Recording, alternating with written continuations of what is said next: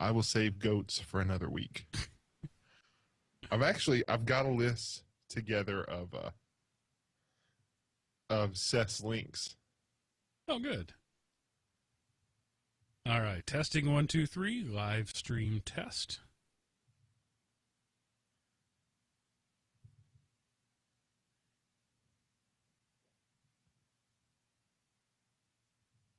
Wow, the live stream is way, way behind.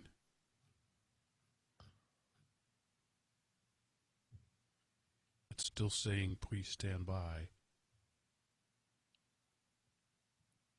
So maybe we should call it the pseudo live stream, The the live-ish stream. stream attempting to be live. The semi-sentient stream. I I don't know why, but my Hangout quality is super low today. Like it's terrible. My camera feed is terrible. The lower thirds are all pixelated and ugly. I don't know what's different today. Mine's actually pretty decent. Yeah, well, I mean, obviously it's not bandwidth if my own camera feeding locally is bad, but Right. something ain't right. Are you using the Google's Chrome? I'm on Firefox. Well, that's probably it. Let's see. I can swap over.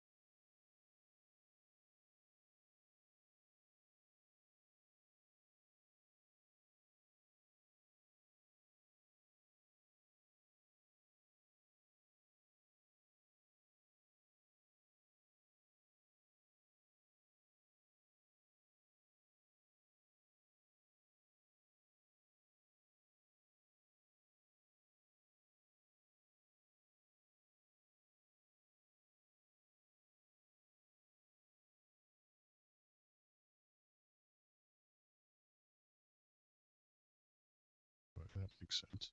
Right. Now you're back. Yay. Let's see. Let's get my Hangouts toolbox back up.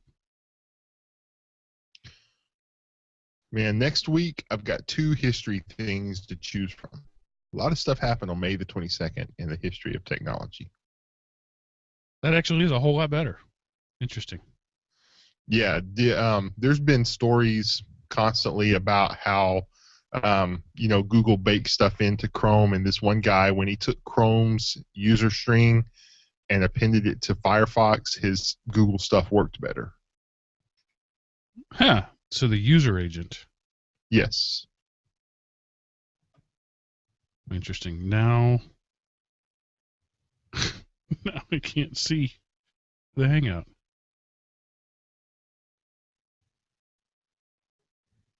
There was an error loading your app. Okay, there we go. Are we back now? Yeah, but when I loaded the Hangout, the quality went bad again. Really? The lower third thing, I mean. Interesting. So what happens with disabled now? It's bad again. Weird. Huh.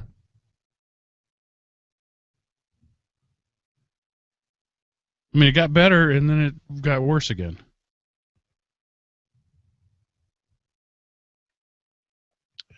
Are you putting any of the listener feedback in?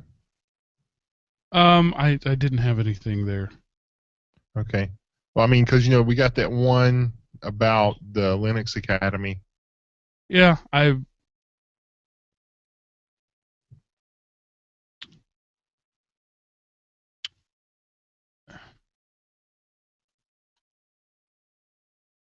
I don't feel it's my job to report that. Right. Did you pass it along to Anthony though? No, Maybe? I didn't. No. For the same Okay. reason. It's just that's not my place. If I were getting a bunch of those, a deluge of them, then maybe.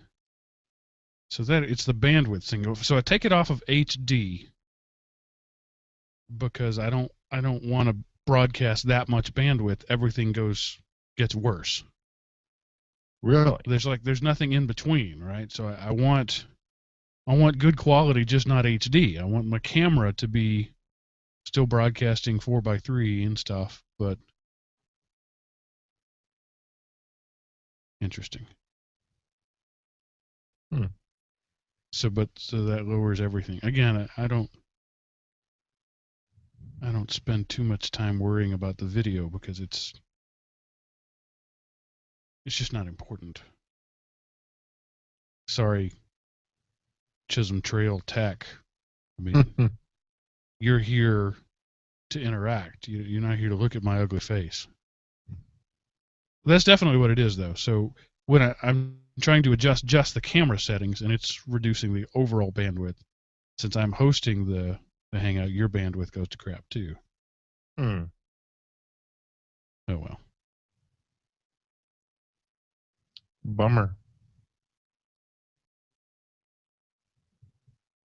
So lower. There we go. Because when I have it on HD, my camera changes and you can see the background behind me. I don't want all that. I want a more constrained view. Right. I don't want this things up in the corner to look bad. And I don't know of any way to fix just that.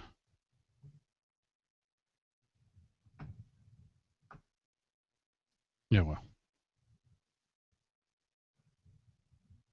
See, here I go complaining about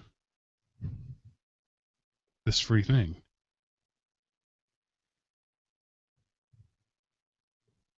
I'm just as guilty as anyone else.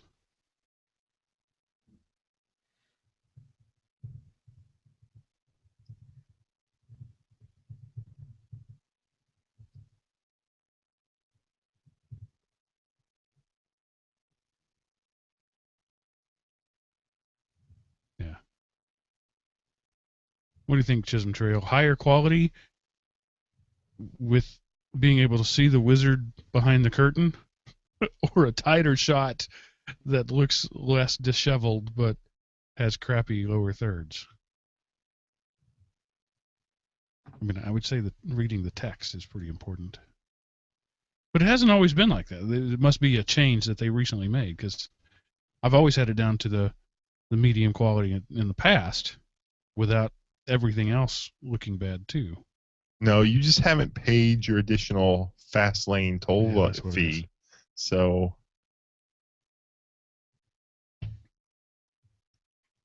let's see. I think I need to lower that a little bit.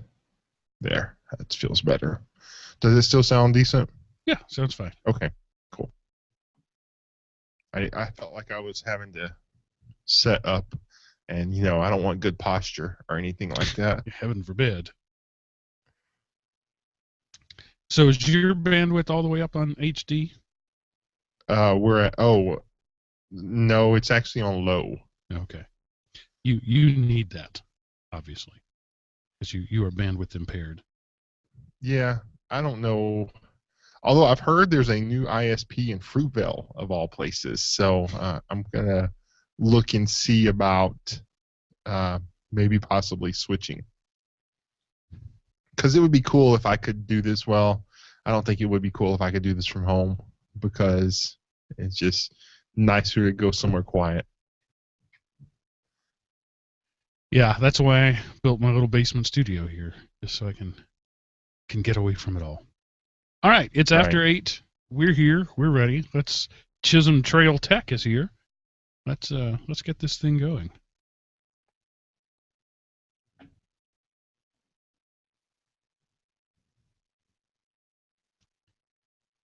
I guess I have Audacity up, and I'm ready to press record. All right.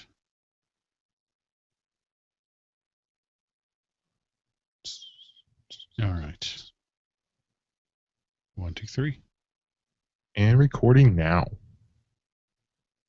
Hello, everyone, and welcome to Everyday Linux, episode 144. Gross. Recorded May 18th, 2014, and brought to you by Element OP Productions. ElementOP.com. Welcome back, ladies and gentlemen, to the Linux show that's not about Linux, but about life in the context of Linux. We have reached our 12 shows.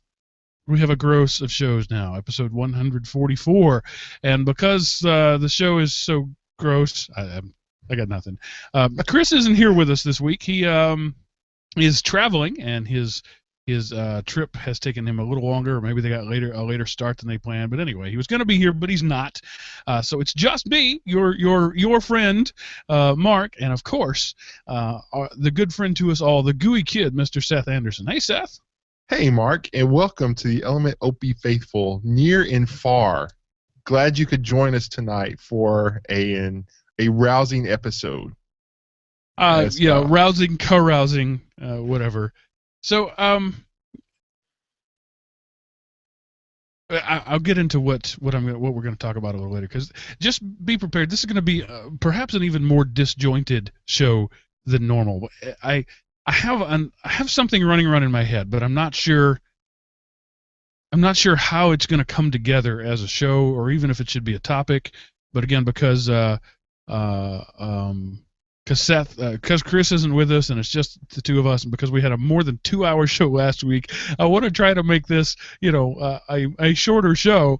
And so I'm kind of flying by the seat of my pants. So the professionalism that you've come to expect, which, let's be honest, isn't a lot, will be even lower tonight. Well, and let's face it, there was so much Linux last week. I mean, we got to take it down a bar. And so we'll be talking lots of technology and Web 2.0 and other buzzword-worthy stuff, but not so much Linux per se. Yeah, we had I don't remember if it was an email or a Google Plus post. I think it was Google Plus post, because they all come sort of at the same place. No, okay, yeah, it was an email that he sent to us.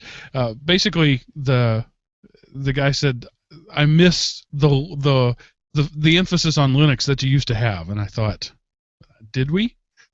I mean, I guess we did, kind of, before. Yeah, I mean, yeah, we did more distro reviews and stuff before. We should maybe, but that's the thing. How do you review a distro? It installs. It has a desktop. That's it. I can go to email. So distro review done. They're all the same. That's kind of what I was thinking about. The direction of this show. You coined the phrase "life in the context of Linux," right? But it was, it's not a decision that we made. It's just the way things have ended up being. At some point, you've matured. Linux is a stable, mature desktop environment, and we're just comparing, nuances, and it becomes what we like and what we don't like, right? I don't like this file manager. Of course, apt-get install gets another one there, or RPM, whichever you do. So it just sort of has evolved over time to, we don't want to go hardcore geek and talk about, compiling kernels and things like that. That's never going to be the focus of this show. Because, I mean, let's face it, or at least in my opinion, the ones that are that way, I mean, they're really pretty boring and dry. I mean, whenever a segment of your show is like kernel news, and so you're talking about kernel developments, that doesn't really appeal to me. Right. I'm more a computer user and overall technician. I'm not a kernel level programmer, and I don't know if the mini kernel level programmers would actually be able to stomach our shows, but right, and we couldn't do something we're not interested in. Right. So that's why this show has become stuff we're interested in. Linux is in the list of stuff we're interested in, but it's not. I just don't think we're ever going to be the hardcore Linux show, and that's fine. We're the everyday Linux show, but have no fear. I don't remember if I said his name or not. Jeff, have no fear, Jeff. There will always be a touch on Linux, but we're probably never going to be your only source for all things Linux, and I'm okay with that. Yeah, me too. I was listening to a podcast recently. I don't remember what it was, but it was essentially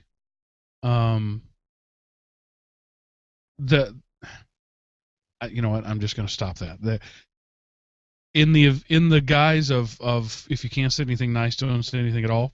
I'm just going to stop that line of thought right here, and I'm just going to go and I'm going to say Gojira! Yes. I went and saw Godzilla Thursday night. I went to an early showing because, you know, I'm an old man now. And that brings it. I had the best Facebook post ever. I don't know why. I've never seen it before, but I am now the answer to life, the universe, and everything. I'm 42. For those of you who don't know, my goal is I'm going to read that series of books this year. I've never read it. Oh, really? Yes, I'm familiar with it from all of the talk around the Reckless Abode.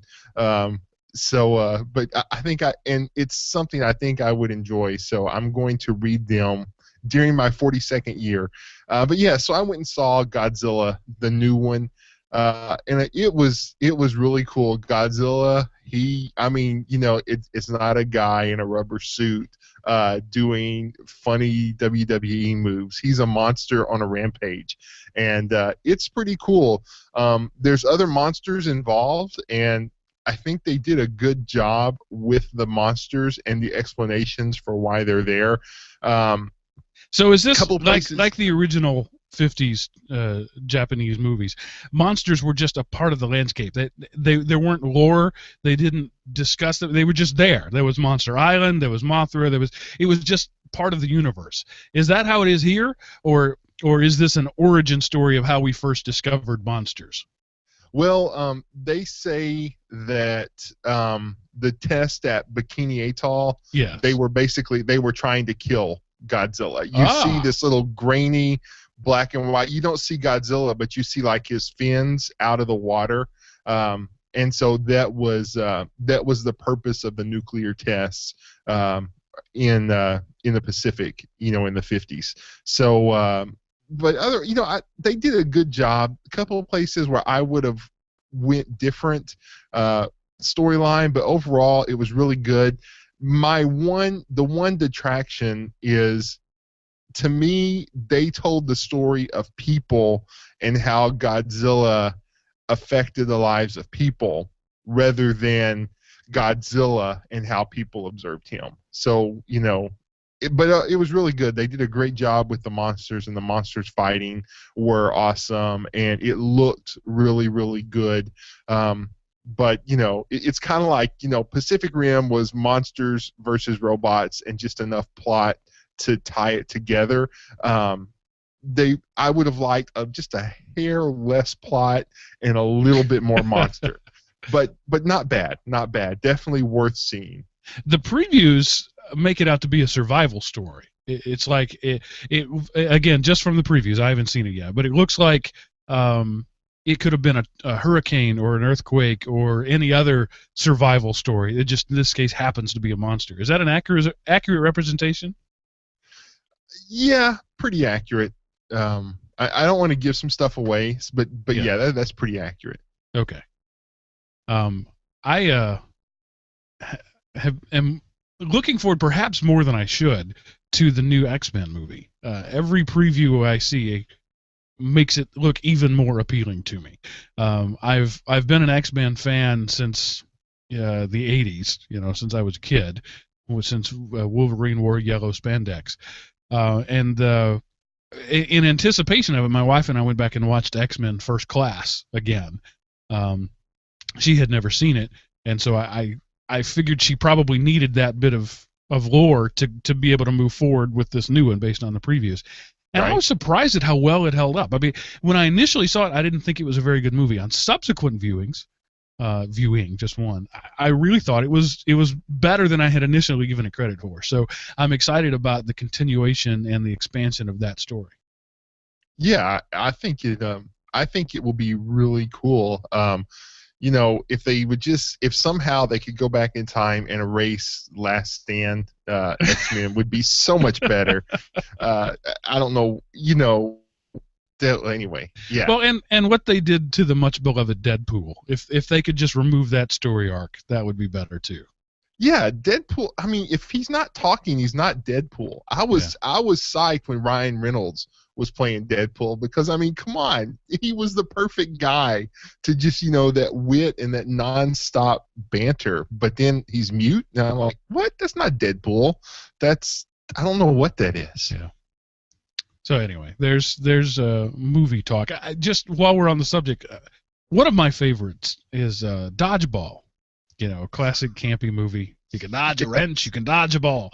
So my wife, knowing that about me for some gift-giving occasion a while back, bought me Dodgeball on DVD. It was like in the $5 bin. Those are my favorites. When you can get a great movie for no money. And in the pack, it was a 2 DVD pack. The other one was The Rocker with Rainn Wilson from The Office. And I had never heard of it. I never even watched it. And, as I mentioned recently, I'm having to re-rip all my DVD collection. So when I got to Dodgeball, that one was in there. I thought, okay, I'll go ahead and rip it too. And so my wife and I watched it last night. It's really a funny movie. I really enjoyed it. Totally surprised me. I don't know if it's on Netflix or not, but just a recommendation out there. It's the basic premise is a guy is with an 80s hair metal band, and the night they get signed, right? They're gonna go to the big times, and they end up being a multi-platinum selling album. The label says the one condition of you signing is you got to get rid of your drummer because the director or whatever wants his nephew in the band. So they kick the drummer out. So now he lives the next 20 years watching these guys who dumped him rise to stardom and live the life he wanted to live. And he gets bitter and angry in the way that only Rainn Wilson can portray. And then he's asked to play a high school prom gig with his nephew's band. And it goes from there. And so I just described like the first 7 minutes of the movie. And the rest of it is him with the high school band. And it's way better than I expected. So just a little recommendation there. It's almost in the bad movie category, but it's not bad enough to laugh at because it's bad. It's got enough goodness to actually be enjoyable. I will keep my eye out for that one. I've never heard of it either. Yeah, it's got Emma Stone in it, and you can't go wrong with that. Nope. And as I was reading, I've raved about it so much. The XBMC is my media center. I was looking at it, and some of the metadata that it pulls down is the cast, and so we read the plot, and I'm like, oh, all right, maybe. And I started looking at the cast, and I was like, I know that name. Oh, I like that person. Oh, I like that. So that was what made me decide to watch it. So The Rocker, that's the picture of it is him in his underwear holding a pair of drumsticks. If you see it online or whatever. So anyway, check it out. That's my recommendation. We had some listener feedback this week. I'm going to skip it all. We don't have any of that, and you'll see why as we go a little later on. So we're going to jump straight into some news, but first we got to follow up on some old news. I can't even remember the company created their own special FCC slow lane. Well, now you yourself can do the same thing. Yes, and it's just a code. NeoCities, that was it. Yes. They made a thing where if you're coming from an FCC address, they bottleneck their front page to like 28.8. And so somebody did a GitHub and put code online where you can make your web page throttled to a slow speed because, the fast lane proposal it's bad news for the internet. It's just a way for companies to make more money and make you pay 2 times in addition to making the companies providing bandwidth pay 2 times. So it's a way for them to quadruple their income stream. And the only person that gets screwed is the consumer, the American citizen that the government is supposed to be watching out for, but because the American citizenry doesn't care enough to hold their government accountable, we let the corporations buy them. Anyway, we'll continue that on Everyday Politics next week. But there's a thing now where you can throttle your website, and probably wouldn't do the whole thing, just the front page. And it's out there. You can find it on GitHub. What I think should happen, and probably will, I'm certainly not the smartest guy on the internet. Somebody else is going to have already proposed this. We did the blackout thing for SOPA and PIPA, and websites went black. Right. I think we should have a slowdown day where large chunks of the internet agree to slow themselves down and say, this is what life could be like if we don't stop this. And those are the kind of things that are going to get people's attention. And I think we should do that. I think we should pick a day. Maybe Independence Day would be a good day for that. July 4th, everybody goes to 28.8 speeds, and you see what the world would be like if the quote unquote fast lane becomes a reality. Right, and just to give the FCC, because they actually said it, FCC Chairman Tom Wheeler says his proposal won't actually allow slow lanes. Internet service providers would be able to change web services for faster access to customers under his plan, but non-priority content would travel at the same speed as it does today, he argues. Well, no. Even if that is true, has more and more things use more and more data competing for this same speed, the net effect is it would slow it down. Right. So what they're going to say is you can't intentionally slow down people who can't pay. Right. So that'll be the law, but the reality will be my default bandwidth is nowhere near enough to handle the number of customers I have. If I'm Netflix, that Netflix is a bad example. If I'm Comcast, right. I'm going to say that my default bandwidth is now 1.5 megabits. So that's what you buy. That's if you buy a hosting package from Comcast, you get 1.5 megabits, which is fine if you got no more than 2 people or 3 browsing your web. So naturally, right. If you want enhanced performance, well, we have a package for that too. So yes, you won't be able to intentionally slow down, but there's no reason to say you can't alter your level of service for load balancing and quality measurement purposes. Well, and also, what'll end up happening is, just to kind of give a physical example, everybody will have copper to their house, but certain people can pay for fiber to their house. And so, the people going through fiber get to the edge of their ISP faster, congesting their service. So it's not good. It's a lose-lose situation for the consumers out there. So I think this is pretty cool. I mean, I don't have a website, so it won't really affect me, but it's just bad news. And the thing, the sad fact of the matter is, because it's not affecting people right now, nobody cares. Right. And in an attempt to be a little proactive about things that nobody cares about because it doesn't affect anyone just yet, the UN decides to weigh in on Skynet. Yes. On Tuesday, the UN discussed international laws to govern or simply ban the use of killer robots. I don't know how you can have a serious conversation about something when that's the lead-in. But so the UN, they're not waiting for the killer robots to come out to declare them illegal. They are preemptively striking and saying no to killer robots. We'll ban them. No killer robots allowed. So, so much for James Cameron and the whole Terminator universe. That's an alternate timeline now.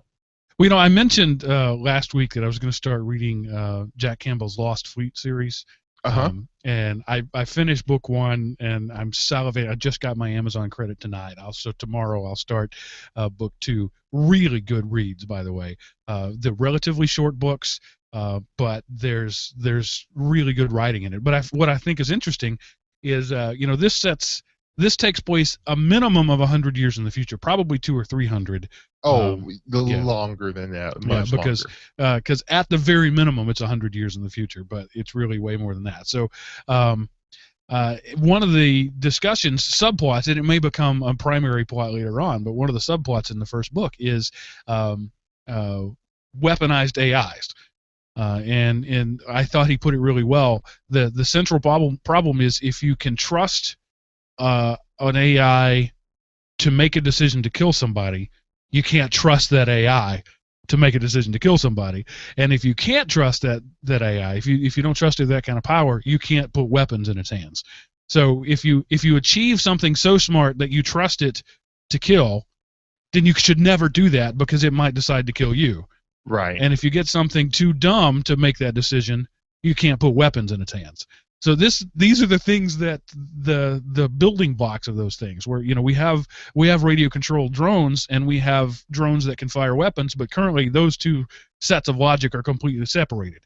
And somebody is going to design something that can autonomously kill if they haven't already, and we're going to have to deal with that sort of thing. What happens when? I mean, with humans, humans right now have the autonomous ability to kill in combat.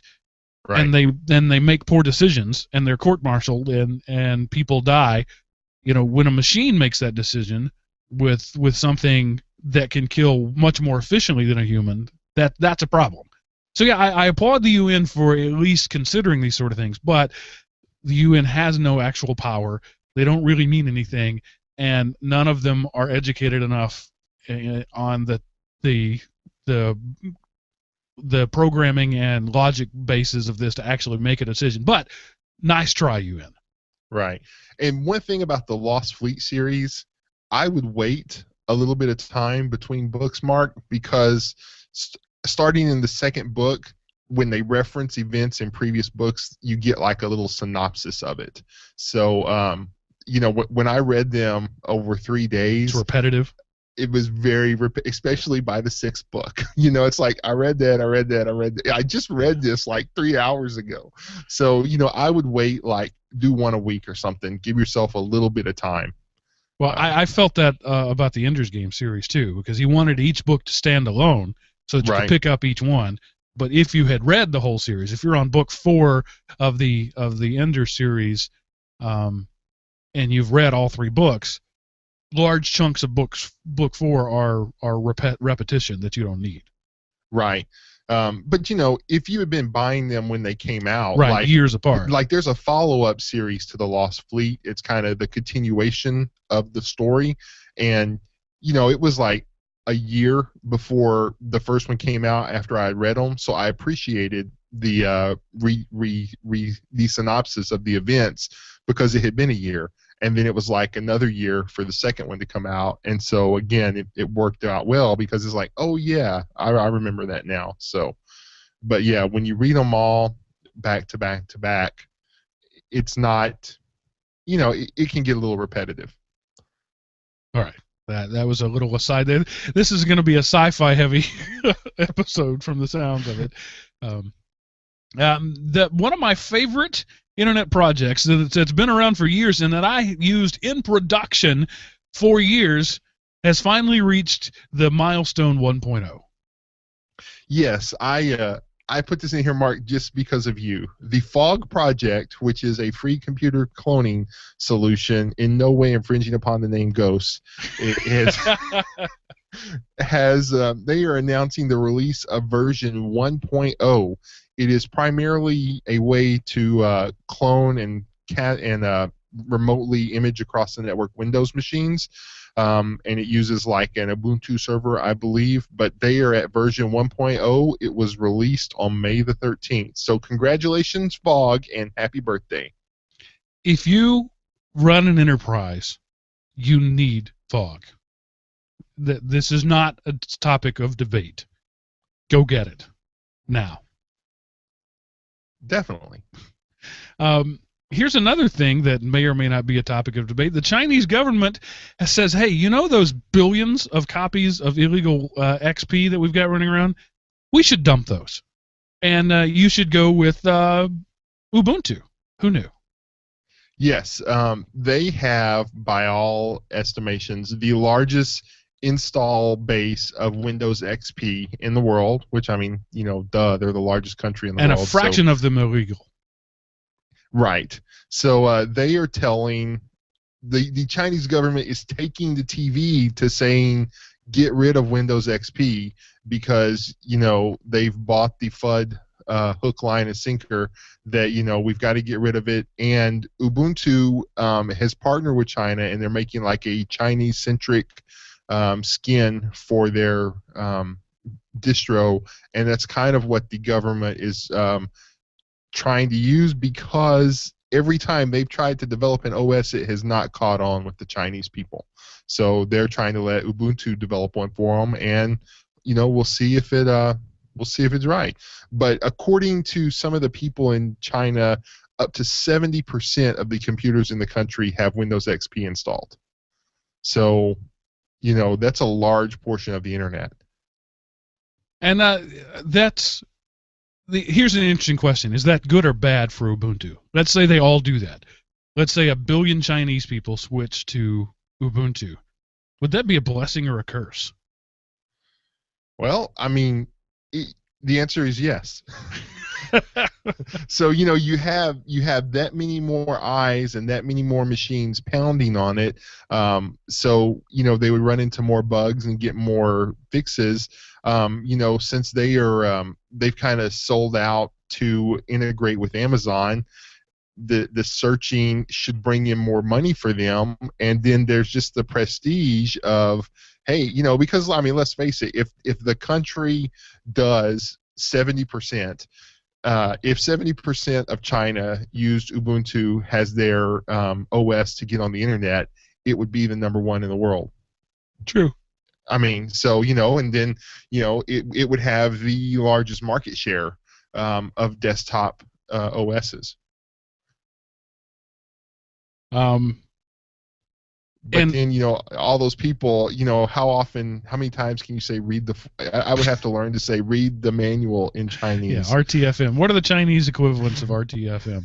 Right. And now, amazingly, we know that Linux dominates in the server, and it could now, if this recommendation actually takes hold, and the Chinese government is one that has the power to recommend more forcefully than some other governments. It could be the dominant desktop thing here, and turns out it's not so perfect after all. Something we've said many times on this show. Despite the bravado that Linux is perfect, it ain't. However, the bugs that exist can sometimes take a long time to find. Right. There was a fix for a code execution flaw that has been undetected since 2009, or if it was undetected, if it was detected, it wasn't detected by the right people. So, but they found that it's basically kind of like a buffer overflow. It corrupts the memory. That it was introduced in a version 2.6 way back in 2009. They've now released a proof of concept code, and there's also a fix out for it. So, the great thing about Linux is, hey, there's a problem and here's the fix.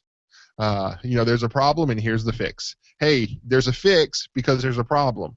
Whereas with the proprietary systems, a lot of times it takes months working with those companies to get them to acknowledge that there's anything wrong and them to come out with a patch for it, because they only have, the Linux community has hundreds of people, at least, if not thousands, who look at the code and can go in and have the ability to see what's wrong and fix it.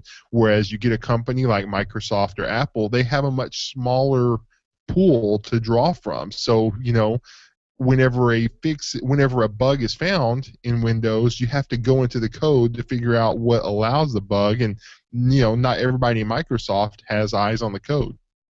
So it takes a lot longer to identify what caused the problem, and then how can you fix it without breaking other stuff. Yeah, and this particular vulnerability is most dangerous on web servers. It's a classic memory corruption vulnerability that allows you to run um, malicious code. You have to have an account on the server already. Not a big hurdle, and then you have to do things in a particular way. So that's how it goes 5 years without being caught. It's not easy to do. And Linux is a relatively small target overall, but some people will see this as Linux is imperfect. Duh. I see it as this is the open source community doing things right. As soon as they find out about something, they release a fix. They let people know about it immediately and say, you have to fix this right now. They're not going to sit on something until after the quarterly earnings report. Right. And, let's face it, every OS out there, there's every software out there, OS or client or server or anything, it has vulnerabilities, it has issues, and it's either dead and forgotten and nobody cares anymore, or it's active and being maintained and people update it and refine it and make it better. So it's not Linux, it's not Microsoft, it's not Apple not knowing how to code. It's people. It's like when people wrote this stuff, they didn't think about using it in ways that the community did, and there's just unforeseen things. And sometimes you forget to hold shift down and you did semicolon instead of colon, or you forgot to put the parentheses, or you let off of shift and you didn't do a parentheses, you did a zero, and nobody noticed because it doesn't matter unless something weird is thrown at the code. Okay. Yeah. Have you ever, Seth, had a burning desire to run an iOS app on Android? I haven't, but now it's possible.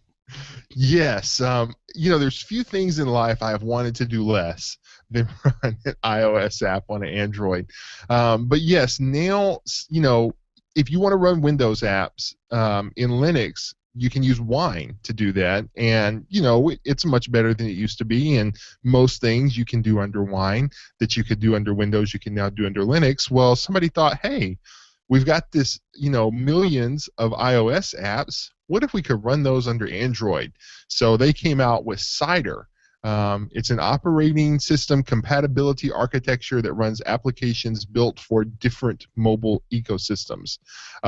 And of course, the way they talk about it, it's primarily to allow you to run iOS apps on Android, but there's nothing to say that this wouldn't work for, there could be a Cider for Windows apps, or there could be a Cider for WebOS apps. WebOS is kind of come back from the dead with smart TVs. So it's a way to run them under Android. And like so many projects, this is taking place by college students asking the question, I wonder if I can do this. And it's the Department of Computer Science at Columbia University has come up with this. And it's cool. I don't know that I find it useful right now, but the internet wasn't useful at first either. Lots of things start their life as not being useful. So we'll keep an eye on Cider. Yeah, no, I mean, there's a lot of apps. Like, one thing that would be really cool, and there might already be, but if there was a way to access the free content from iTunes University on an Android device, I don't know if there's that out there. I've never looked. But you can go through some really cool courses. And, of course, you're not going to get credit at colleges for them, but some colleges, they will release a course, and you're basically getting the professor's lectures for a semester. There's some classes I've listened to that way. Now, I can't add them to my transcript, but it's kind of cool to listen to the professor lecture to the class, and that would be an interesting thing. And I'm sure there are other iOS apps. I really, I don't use my phone much. But in most of the apps I do use, there's already a comparable app for Android as well. All right. And next up, Linux.com releases an admittedly biased report on the outlook of getting a job if you're a Linux guy. Yes, and basically the market is saying there are Linux jobs out here, and we want to hire Linux people, but we can't find enough Linux people to hire. So if you know Linux, you can make more money, but the problem is nobody knows Linux. And people who work in Linux, it's not a job, it's their passion. They love it. Yeah. But again, what are they going to say? Don't learn Linux because, you'll be penniless bum on the street. But, from the research I've done online, because I do research a lot about this, looking for good show material, and there does seem to be good Linux jobs out there. It kind of makes me wonder why I don't focus more on learning Linux and getting better at it and get a Linux admin job instead of sticking with a Windows admin job. But, that's what I have. So average number of jobs posted on Dice.com. Linux is over 11,000. Perl, still over 4,000. Apache, just under 3. And Hadoop. I'm not even. What is that? That's Windows. Used to be Azure, their cloud services platform. Okay, so less than 2,000 on that. So lots of things want Linux because Big Iron runs Linux. Linux, and I don't know that Linux dominates the server market, but Linux is a major force in the server market. I think on percentage-wise, there's more Windows servers, but it's very comparable, and Linux is growing in the server room because it scales a lot easier, and it updates a lot easier.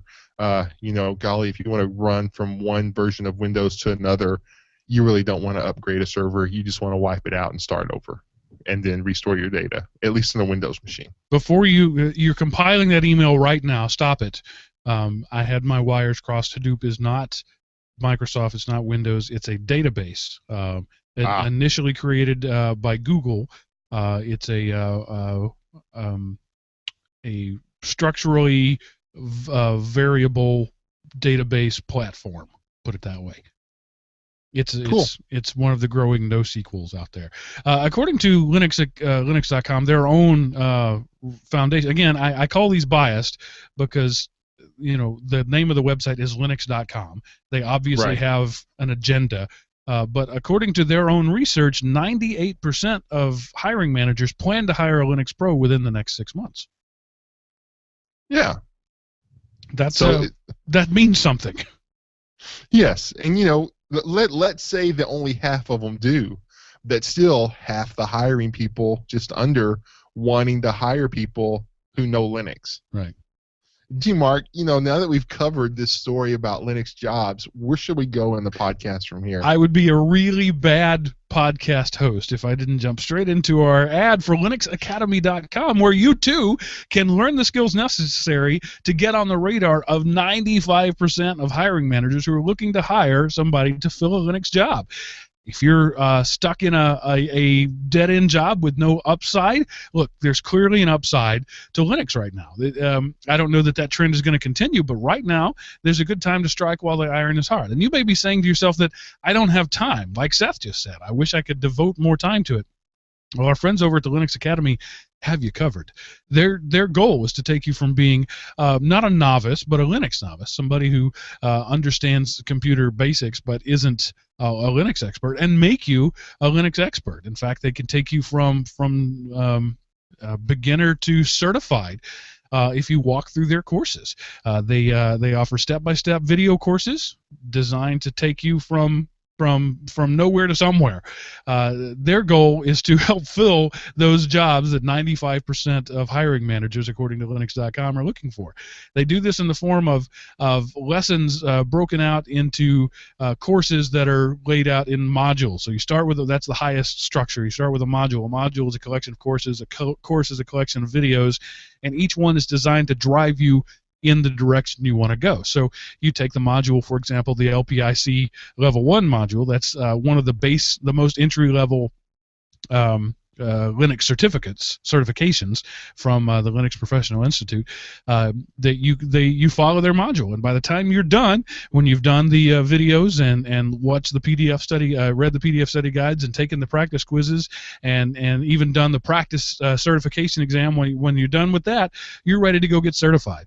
And they're not just creating content out there on their own. This content has been certified by CompTIA and by the Linux Professional Institute as top quality content. There's a rigorous auditing process that both of these organizations go through. Linux Academy voluntarily submitted themselves to that. More than voluntarily, they pay a fee to be audited, and they came out as the highest rating that you can get. They're top quality content.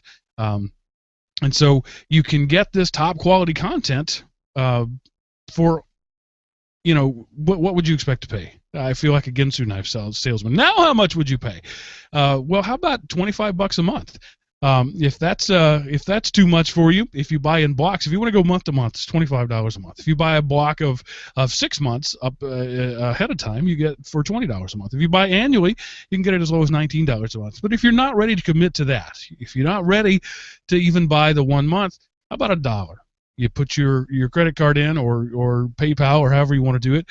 You give them $1. You get 14 days to poke around. You look at videos, you check out the study guides, you see what you like and what you don't like, and if you decide it's not for you, you cancel and nothing happens. You're not billed another $25.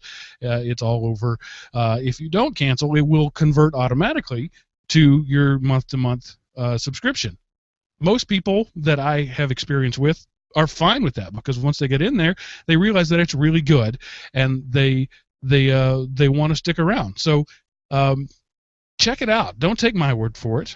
Invest $1 in it. Spend 2 weeks looking at it. See what you like. And when you go, use the reference code EverydayLinux in the referral box to let them know that we sent you. Yeah, and Mark, like I always do, I wait till you start talking to see what I can find online, and I found a course for Linux Plus, and this is just a course, and it's just to learn the Linux Plus exam. And it's $90, actually $89. So if you wanted to do the month-to-month thing, you could do 3 months and have access to the complete Linux Academy catalog for $75 versus $89 for one exam, or for one course that prepares you for Linux Plus. I think if I recommend people, pay the $1, and again, I do want to kind of reiterate, you don't get full-blown access to every single nook and cranny of the Linux Academy for the $1. You get some videos and you can see what's going on. I think you will like it. Do 1 month, and for $25 you can get in there and you can go through the course. You can set yourself up, and then you can see, and then you're like, dude, this is awesome. There's so much content here. There's no way I could do it all in a month or two. Let me pay for the year. $19 a month is what it averages out to be. And then if you invest in that, it's the thing is, the Linux Academy isn't a high school. You don't have teachers calling your parents. Johnny didn't come to class today and he didn't watch his video. The Linux Academy is like college. If you go to college and you go to class and you do the assignments and you interact with your professor, you will learn.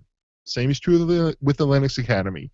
Just because you pay them money doesn't mean you'll become a Linux professional. If you watch the videos, if you interact with the professors and the community, go through the study guides, you will learn it.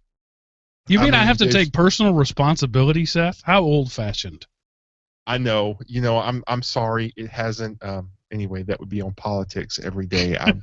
I won't start throwing dirt at political parties and life decisions. But yeah, no. If you invest in it, you will reap a handsome reward. If you just throw money at it and you just kind of sit back and it's World of Warcraft or Words with Friends or Facebook or Angry Birds, and let me watch this video while I'm over here chatting with 5 people on Facebook.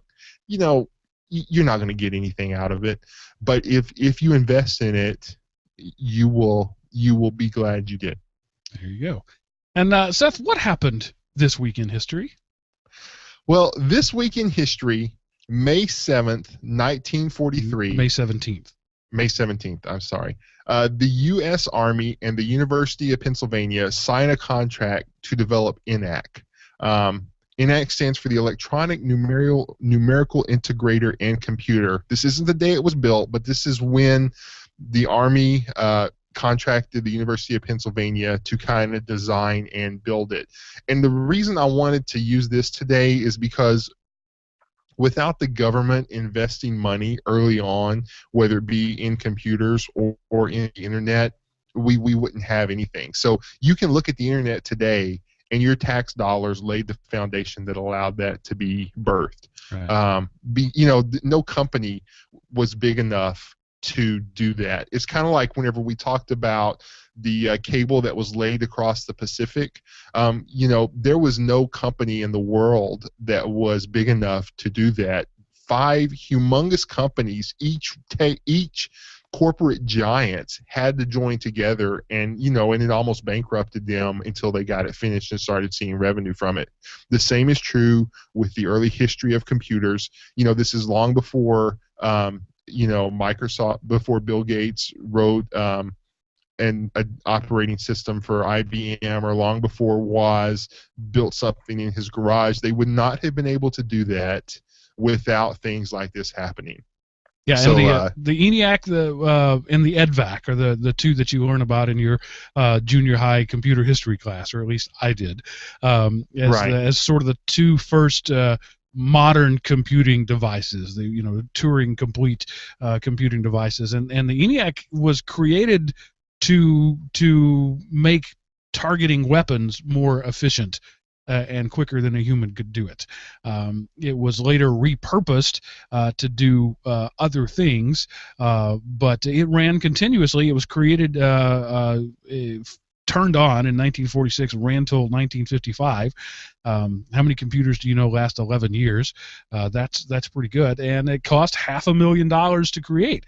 We think of things now as taking billions of dollars in R&D. Of course, $500,000 in 1946 was probably several billion by today's standards. But this was no small thing. And again, as peace-loving as I am, the military was responsible for almost all of the technology we have today.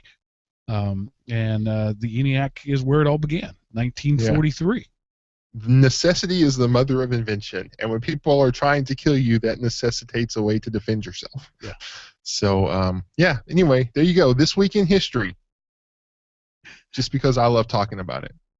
All right, and this next news story is also the kickoff to the topic I wanted to talk about that tonight, and it's one of those things that is no surprise. Guess what? The Free Software Foundation is mad. Isn't that sort of their job, to get mad at something? Yes. Mozilla recently announced that it is reluctantly adopting DRM in its Firefox web browser. It's kind of implementing Adobe's support for web-based DRM extensions. And, of course, the Free Software Foundation, electrons want to be free. How dare you try to mandate a system where people have to pay blah, blah, blah, blah, blah, blah. Free Software Foundation, you're not giving software away for free. I don't know how you want to make money. I don't know how you want to eat, but dadgummit, I shouldn't have to pay for it. So, and they rant. I mean, it's a great rant. You should read the article. We need to get them on here just so, and we can set them up, throw them some softball questions, and we can call it the rant episode or something, because they do it well. So basically, Firefox is including Adobe's encrypted media extensions. They're going to support it in their browser. And okay, so this is maybe a stab in the back to freedom. I could see that point, but it also might mean that Netflix could come to Linux.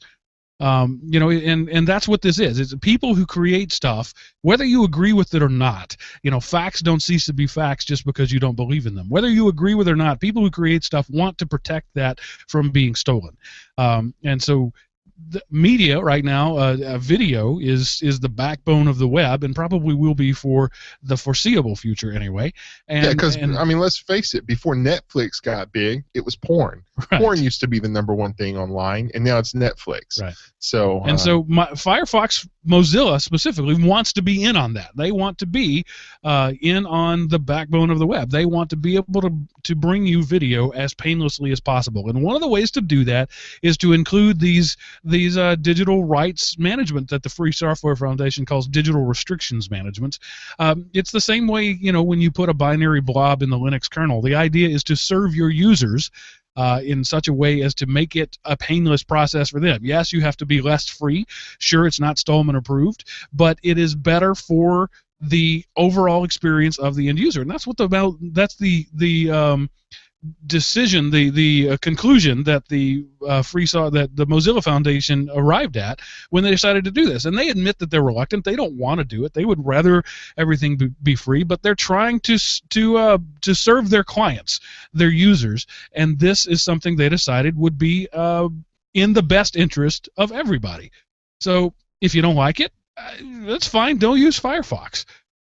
Go somewhere else. That's the beauty of the web. There are options. But frankly, I applaud it. I think it's a good thing. Yeah, Firefox was the holdout.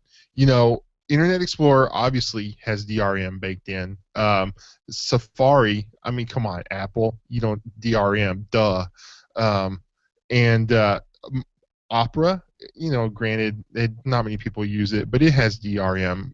Chrome, it has DRM. So Firefox was the holdout, and they realized, guys, we're the only ones who can't do services such as Netflix because of this. So we either can watch our user base continue to erode and become a non-entity and have no way to influence, or, we can get on board. And so, yes, I would love for there to be no DRM, but that's not going to happen. And unfortunately, the sad truth is that just having DRM doesn't necessarily protect, because there's lots of ways to circumvent it, I understand. But the fact of the matter is, if there is DRM on the system, you have to actively attempt to get around it, versus if everything is just free, I'm downloading that, it's no big deal. So whenever DRM is involved, the impetus is on you to subvert the producer's desire or the distributor's desire, and actively break that versus just kind of passively saying. So, DRM is there, and again, if people want to charge for things, that's their right. You got to have money to live in today's world, because let's face it, some things you just can't barter for. You can't walk into Walmart and say, I'll give you these 4 rabbit pelts for a cart of food. You've got to have money. And I don't know, maybe in Alabama you can do that. Okay, maybe in Alabama, but I don't think in Canton, Texas, even though at First Monday you could probably do that, but you can't walk into a corporate store like a Walmart and say, I've got this buffalo carcass and I will trade you for an Xbox One and a 42-inch plasma TV. It's not going to happen. You got to go sell that, make some money, and come give them, because they don't want to deal with the buffalo carcass. Yeah, it's funny. I have young children, and just this last week I was explaining the concept of money to them. That's not something you grow up knowing. Somebody has to teach you that. And they know that we use this thing called money. They know that if they clean their room, they can get a $5 bill, and they understand that they can use that for things. But they still don't understand where money comes from. They don't understand that Daddy trades his time for money. And so it was an interesting discussion. I explained to them the barter system, that in the old days, before there was money, people traded services or goods or something they had for something they wanted, and then later they figured out it was more it was easier to carry gold coins around. Everybody thought gold was valuable. Even if you didn't think gold was valuable, you knew somebody who did, so you could trade your gold for something else. And then later, it became beneficial to mark your gold. This is the gold of my country versus the gold of another country. So you started making coins. Then coins became too cumbersome, and so you started using paper bills. And so I was, in the best way you can, explaining things to a 5-year-old. I was explaining sort of the history of money. But it all comes down to, in the end, I'm trading something for something. I'm trading my services, and the money becomes the end thing. And I don't know how we got on that, but it just popped into my head, and I'm going to spit it out there. So Mozilla Foundation wants to be in the game. They want to be trading things with other people. And right now, DRM is a means to that end. Now, I don't like DRM. When I buy a DRM protected song from wherever I buy it from, Amazon or Google even, or the first thing I do is I burn it to a CD, and then I rip the CD to an MP3 so that I have a DRM-free version of it, so I can do whatever I want with it. Now, what do I do with it? Do I give it to other people? Do I put it out there on file sharing networks? No. But I want to be able to put it wherever I want to be able to put it without asking permissions. When I get a DVD, the first thing I do is rip it to an MP4 so that I can do what I want to with it. Do I want it on my phone? Do I want it on one of my kids' tablets? Do I want it on my media center? I have that. I get to make those decisions. With DRM in place, I don't get to make those decisions. So I don't like DRM, and I do think it's more restricting than it is rights. But if Mozilla doesn't play this game, Firefox is going to become an also-ran. It will be the browser of the Free Software Foundation and no one else.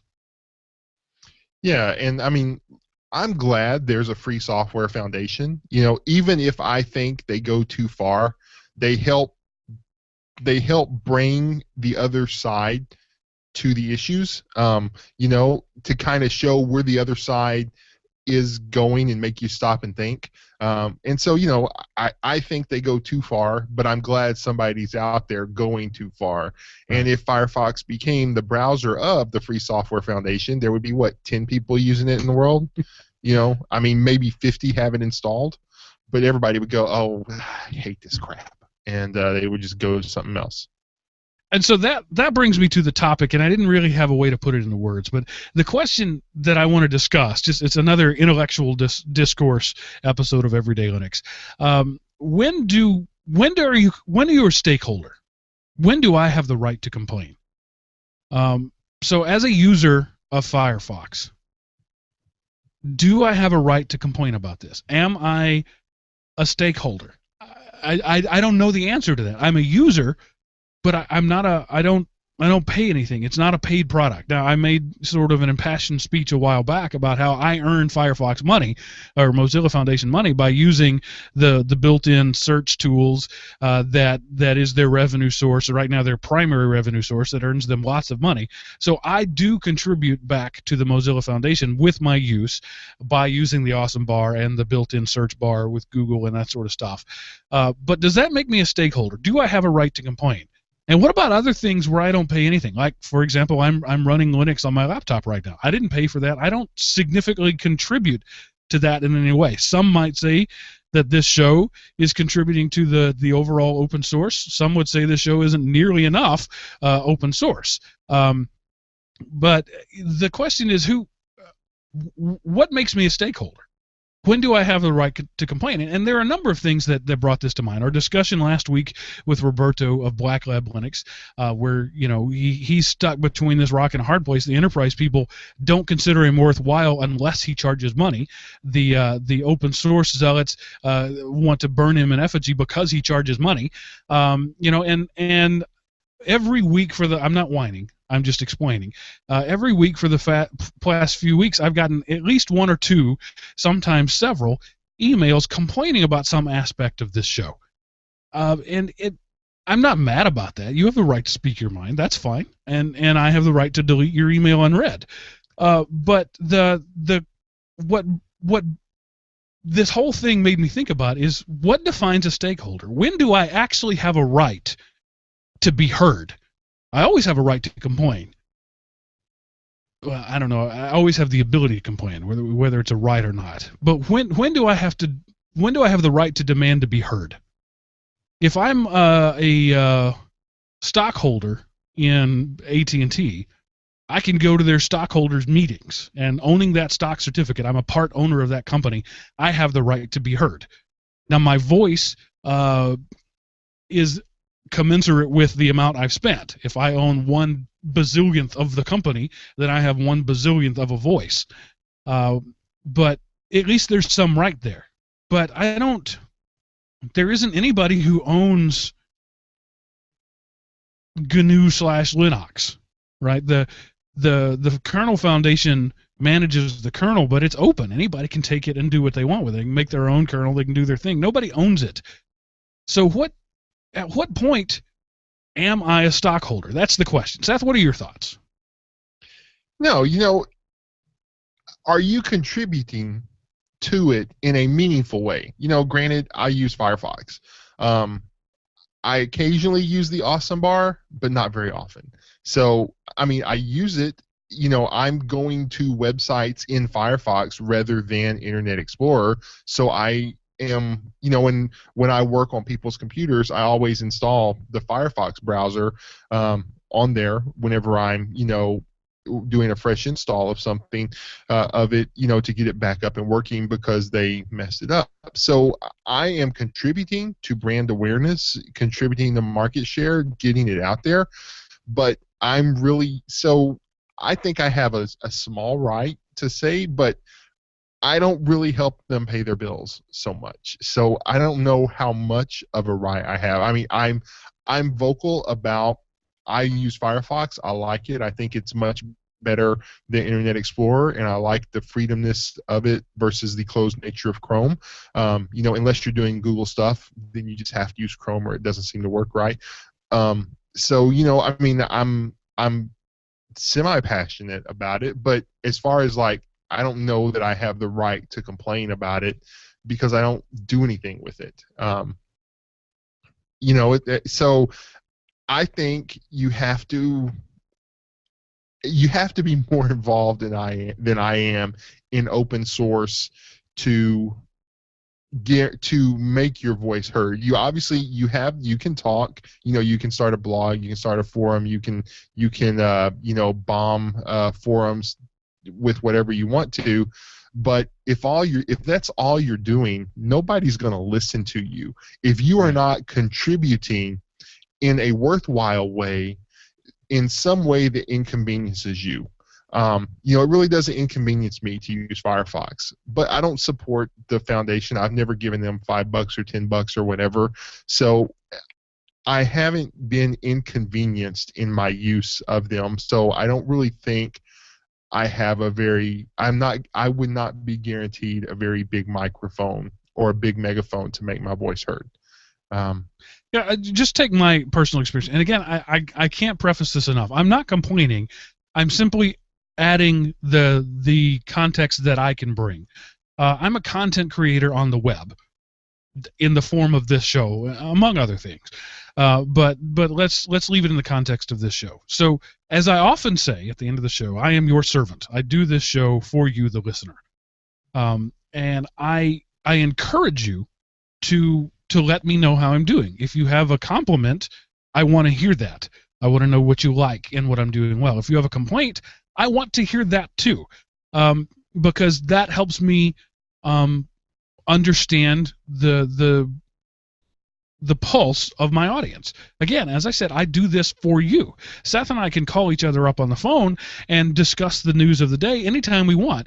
We don't have to sit behind microphones and cameras that cost a lot of money. We don't have to use bandwidth. We don't have to broadcast it to the internet to have these discussions.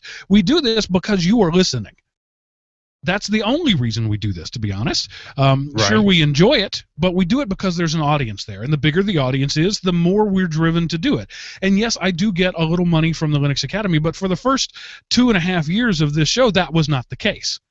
We did it entirely for free. Linux Academy decided, they approached us. I didn't approach them. They approached us because they liked our content, they liked what we do, and they thought that we that our goals aligned, and they agreed to throw me some money if I spoke about them for a while every show. I'm totally fine with that. But that amount of money isn't enough to make a significant dent in my life in any way. If Anthony gets mad at me and says, I demand you change your show or I pull your money, I say goodbye to Anthony.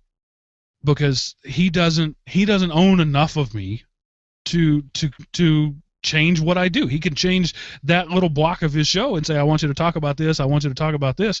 He has that right because he's buying that chunk of the show. But if he says, I don't want you to have, I don't want you to talk about Android anymore, I don't care. He can take his money and he can go away. The same way with a listener who says, I don't like that you talk about movies so much. I don't care. I'm sorry, I don't. You can stop listening. You don't have a voice in that. But if I hear from, say I've got 5,000 listeners and 1,500 of them all say you're talking about movies too much. Okay, that I'm going to pay attention to. That's a big chunk of my audience who have all said that I'm doing something inappropriate or that is not serving the best needs of my audience. But one lone grumpy complainer isn't going to get a whole lot of play, even if he's a very persistent grumpy complainer.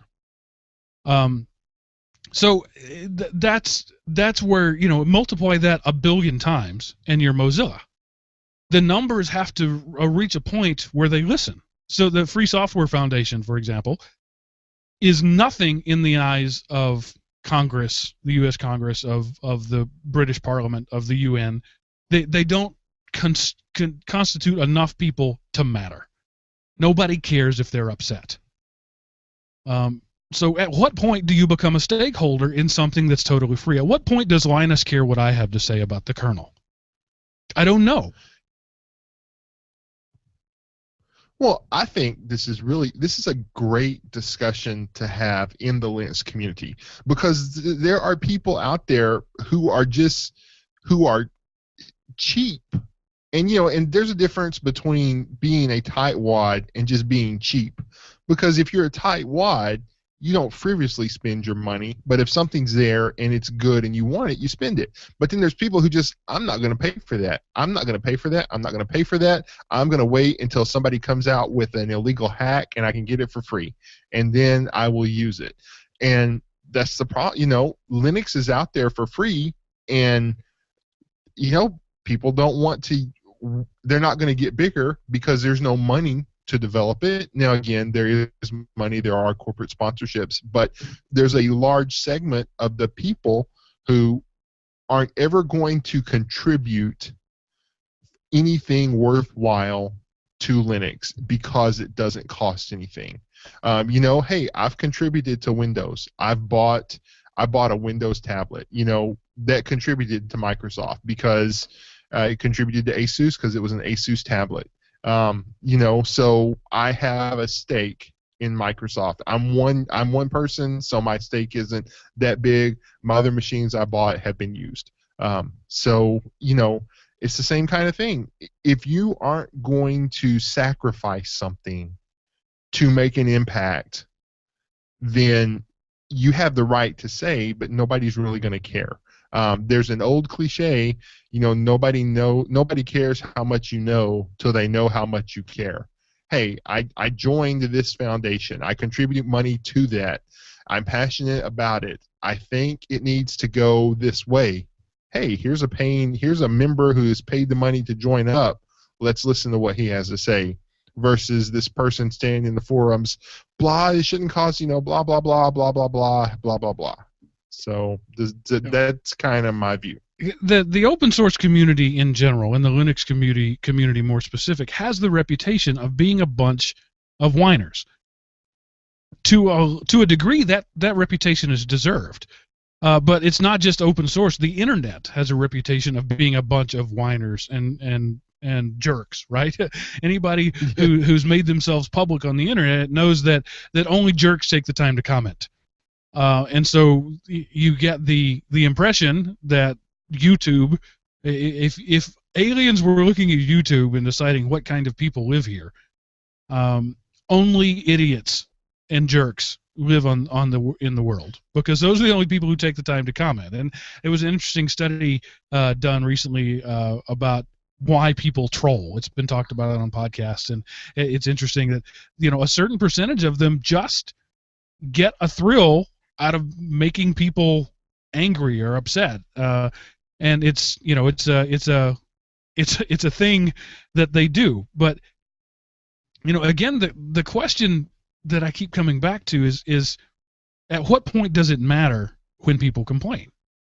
At what point does it matter that the Free Software Foundation doesn't like Mozilla? Now, what would it take for Mozilla to change their mind about using these Adobe Media extensions? Would their usage have to cut in half? And people tell them, what would it take? And I guess that's the question. If you're going to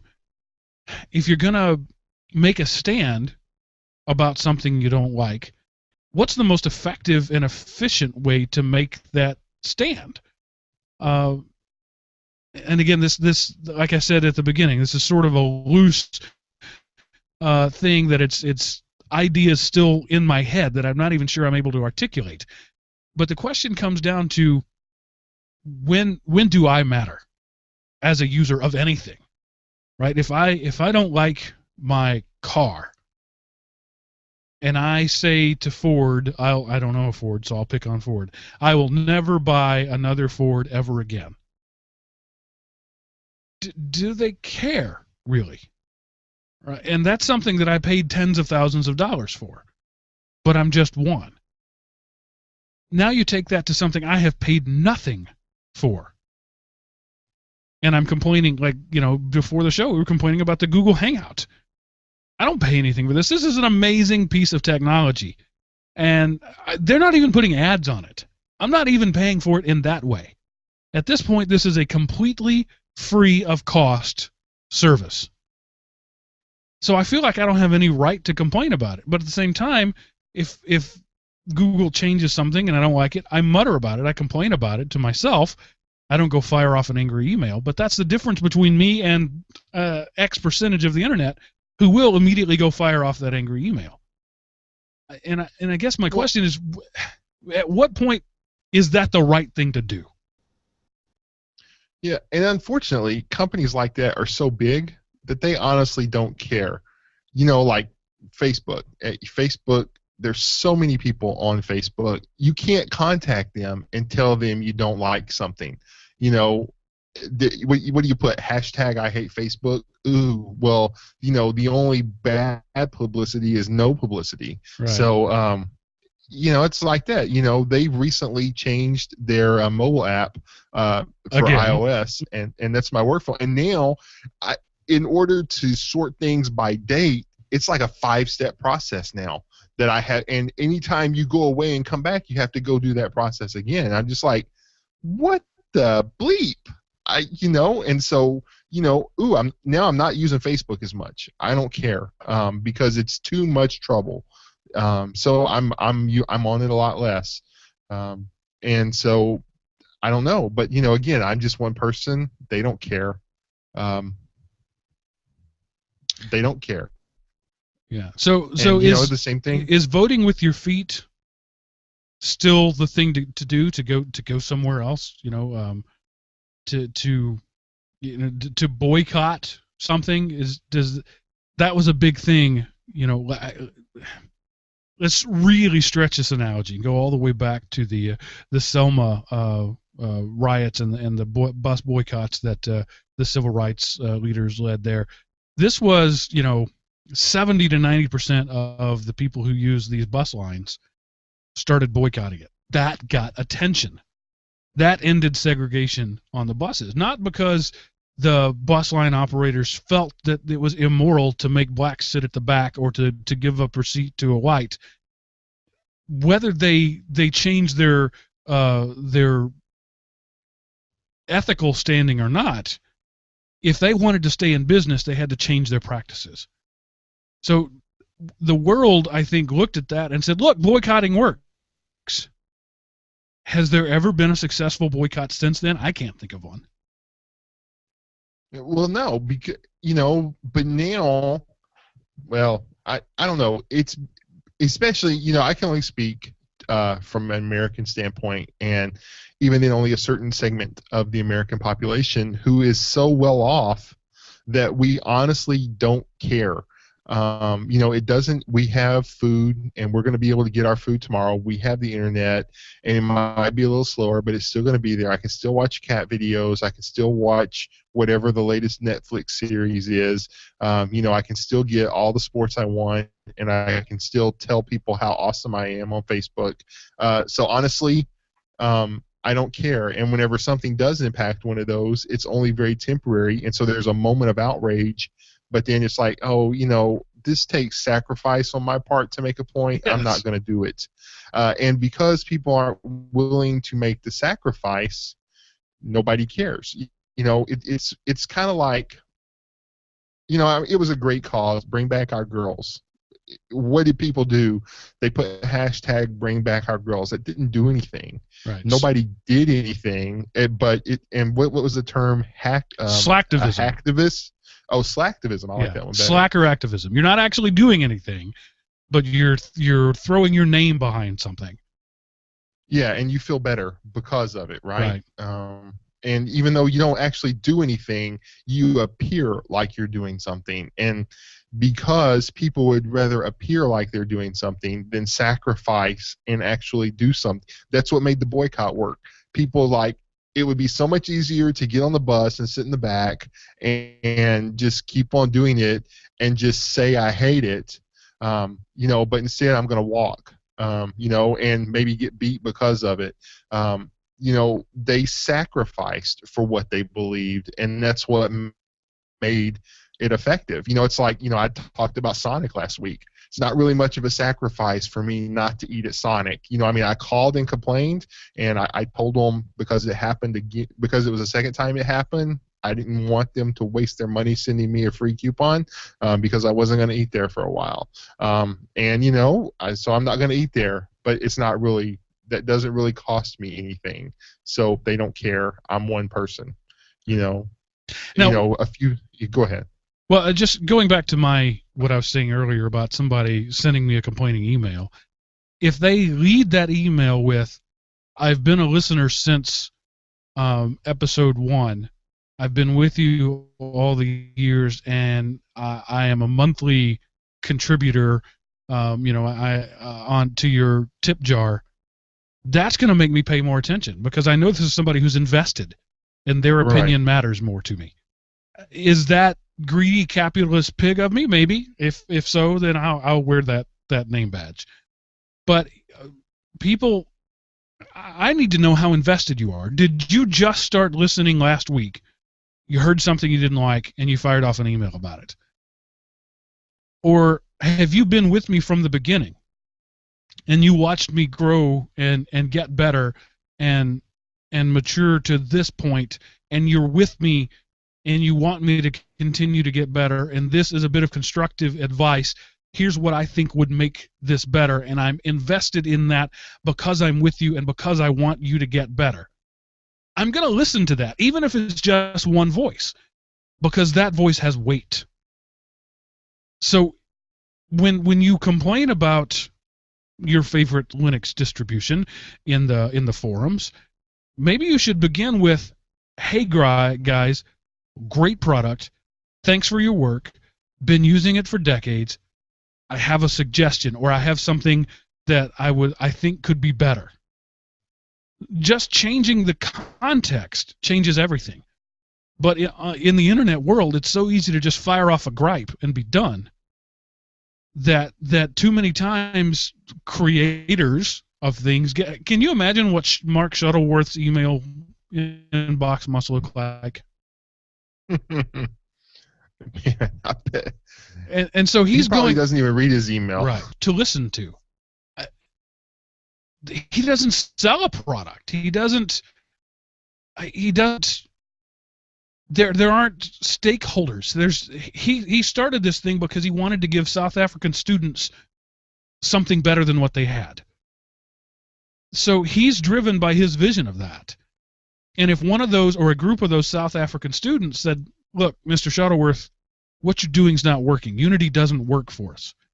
I think he's going to listen to that. But if it's just me sitting behind a microphone bloviating about something I don't like because it used to be 1 click and now it's 3, that doesn't matter to anybody. And it shouldn't, frankly. No comment. Well, I mean,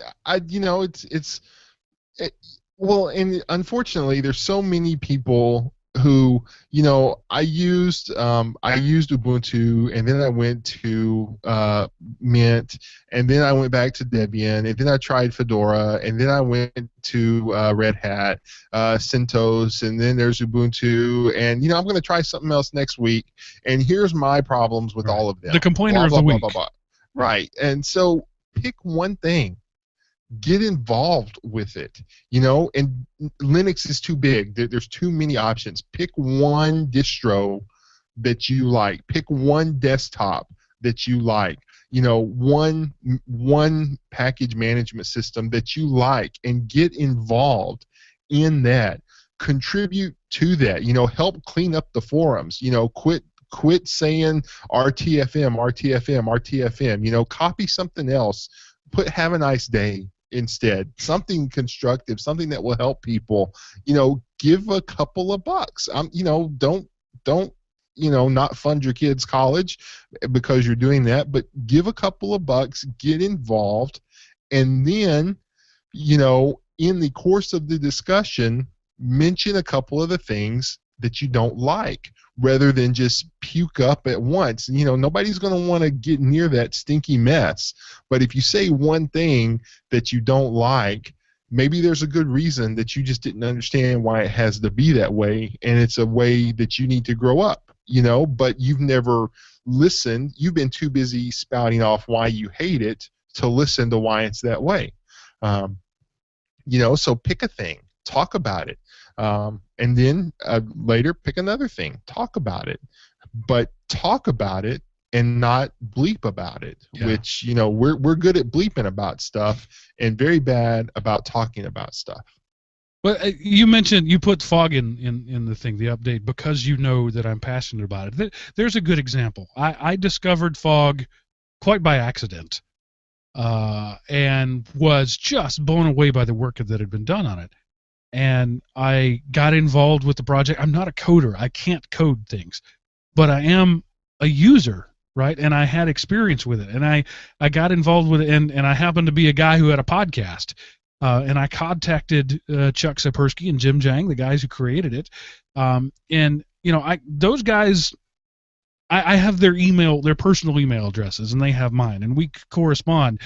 We developed a relationship, and so after a while of that happening, when I had something weird happen, I didn't go to the support.fogproject.org, whatever.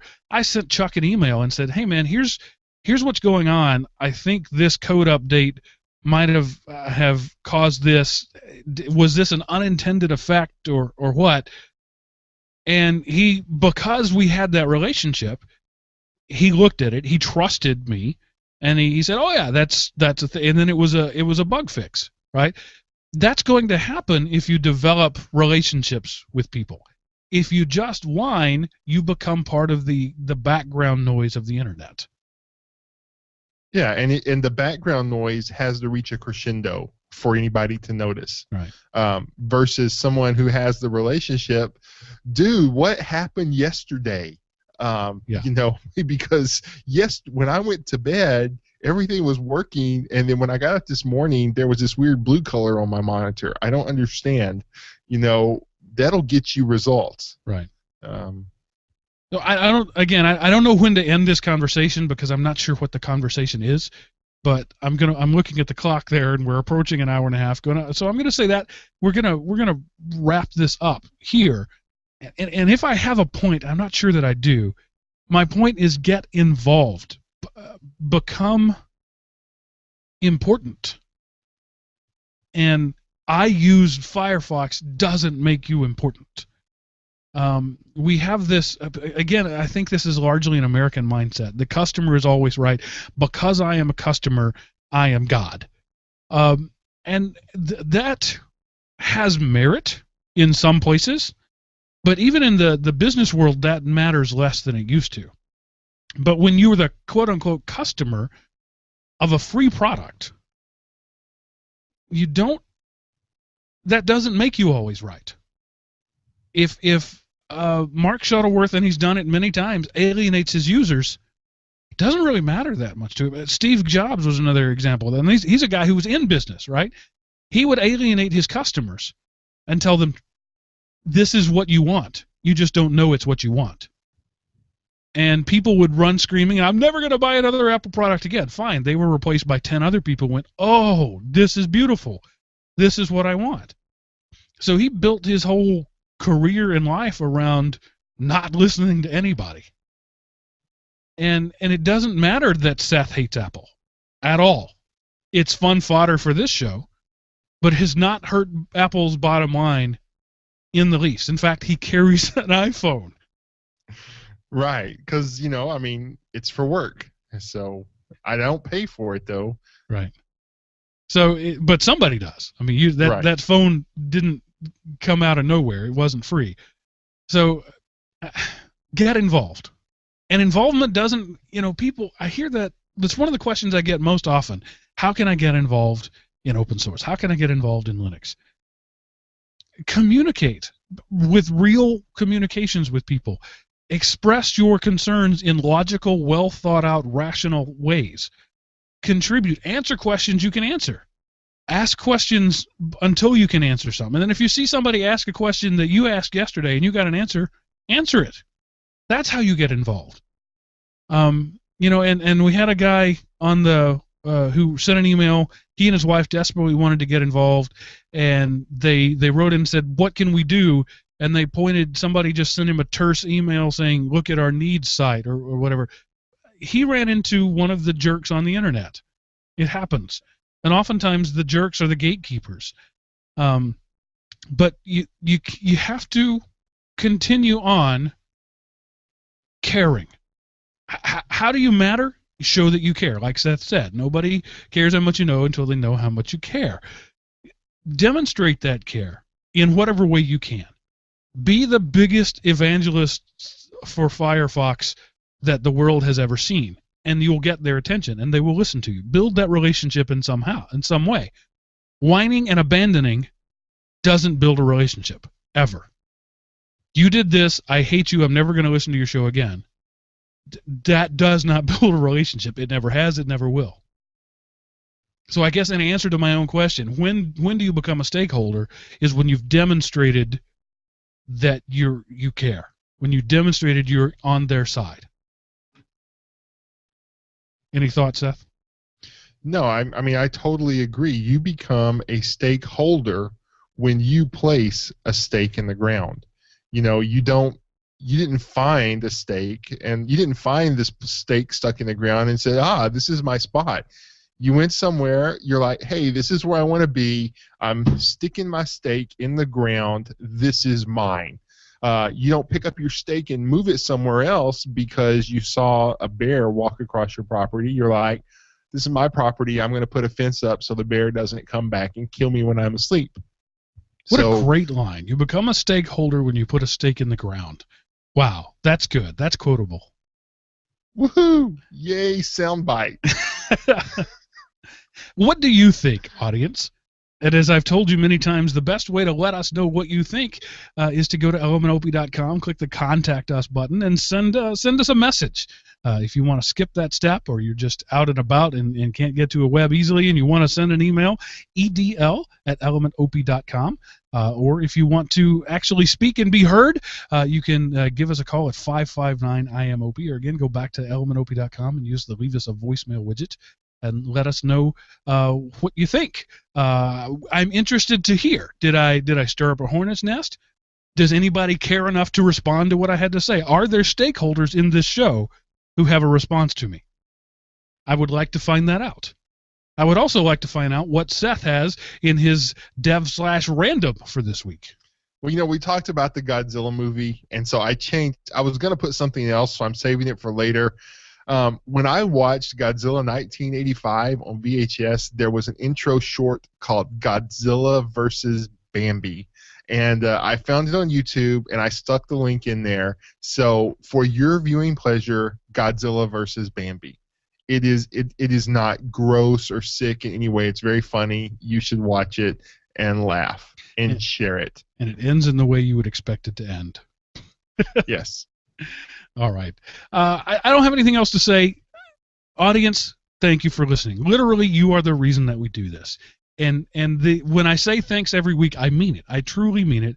I am grateful and humbled that thousands of people actually care what I have to say. The 5 people who live in my house with me often don't care what I have to say. But 5,000 of you do. And that is humbling to me. And I appreciate it, and I thank you. And Seth, I thank you for the time you spend every week preparing for this show and being the professional that you are. It means a lot to me. I couldn't do this show without you. Literally, it would be pretty boring. So thank you for that. And on that word of gratitude, I'm going to say that ends this episode of Everyday Linux. Bye. Well, a little under an hour and a half. Yeah. So we will stop and export. Okay. So, guys who were watching live, I appreciate it. You're probably not going to hear this for another couple of minutes. So I'm going to cut the stream, but I will hang out in the chat room. If you have any questions or comments, I will see those and respond there. So good night, everybody. See you later. Bye-bye.